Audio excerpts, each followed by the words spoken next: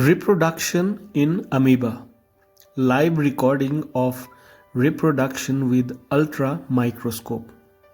Amoeba is single-celled organism belonging to the group of protozoans. Reproduces asexually through a process called binary fission. This is a video of live recording while amoeba is undergoing in a process of reproduction. Nuclear division. Once the amoeba reaches a certain size, it duplicates its genetic material.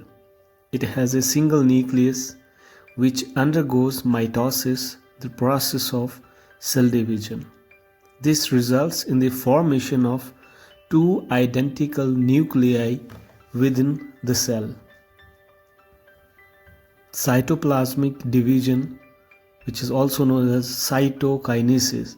Following the duplication of the nucleus, the cell undergoes cytokinesis, where the cytoplasm of the cell divides into two, effectively creating two daughter cells. Each daughter cell contains a copy of the genetic material, nucleus, and other cellular components necessary for independent survival.